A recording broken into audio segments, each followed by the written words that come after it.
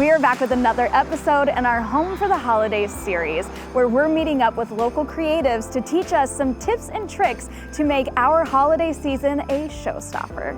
Today we're here at the beautiful event space inside of the Jefferson House of Flowers, and I am here with Maci Vazquez, who is the owner of LUSH Party Co. And Maci, you are going to be teaching me your tips and tricks and your ways today to create a beautiful holiday landscape. But before we get into it, you have to tell the people who you are and what's LUSH Party Co. I do full service event and party planning, rentals, balloons, backdrops, all the things. You are the perfect person for this job today. I am hosting the holidays this season. What are some tips and tricks? Because this looks overwhelming and a lot of people just don't do it because it looks overwhelming or because they think it's really expensive, which you told me that a lot of these products you just threw together from your house. The biggest key is just like movement and then height. So I think if you were like choosing what to buy, candlesticks, greenery, placemats, I think it could look. You mentioned how some of this stuff is thrifted too, right? Yes, yes. Where do you start? Because I feel like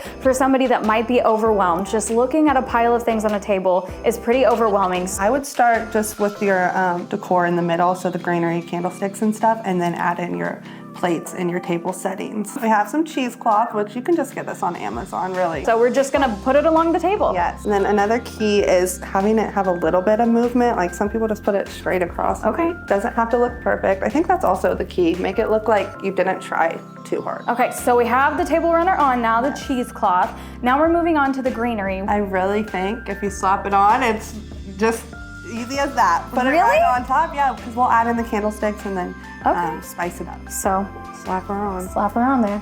Okay, so we have the greenery on here. It was as simple as just slapping it on here. So now we're just gonna add in like candlesticks, pine cones into this just to give it a little more depth. I would put the candlesticks in first. You wanna make sure they're like also have movement. So like maybe one here, like Just kind of stagger it, Yep. okay. I like to stick with like a 3 rule. So like maybe 2 pine cones and an acorn. You can do either, you can mix it, do both. Okay, so we have everything we need here for our place setting. So what's the first steps? So first step would just be get the placemats. You can put the napkins off to the side. Okay. Bigger plate, so your dinner plate. Right in the center? Yes, Okay. right in the center. And then we have a smaller, maybe like salad plate or appetizer, put that a little off center. Does it matter which side it's on? I put mine on the left. What I would do is the napkins. So we have these also kind of like cheeseclothy napkins. I have some velvet ribbon. So Okay. just lay her out flat. Lay it out flat. And then tie a little bow. So do a little loop. So we have little pieces of like, you could do greenery or I have maroon because that's what's in our base. But tuck that right down, tighten it. Okay. You want to do your first bunny ear now. Oh, this is like kindergarten all over again. Yes. Bunny ear. So then you want to wrap with the velvet, the other side out. So then when you push it through, the velvet's out on the other loop as well. Did I do it right? Yeah, that's right. I just have like a wine and then a normal cup. So I just put the wine out on the outside and then a normal cup. We did a green just to give it a little more. I love it. And then next is our silverware. So Okay. a little fork first on your left. You're teaching me things. I don't have table etiquette. You're gonna be so hostess with the most. hostess with the mostest. That's the goal.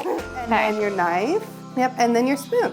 Oh, look how beautiful this is. Okay, so we have all the place settings. This looks gorgeous. You have the finishing touch in your hand there, which is just the vase, but I've gotta say, this was so much easier than I expected it to be. This looks beautiful and would seriously impress my guest. Okay, well, I say that you add the finishing touch. Just a pretty vase for the middle. This Easy is as that. Yes. Oh my gosh. So good, Maci. Well done. Thank Thank you. you for teaching me your tips and your tricks. For more fun content, be sure to follow us at the Kokomo Post on Facebook, Instagram, and TikTok.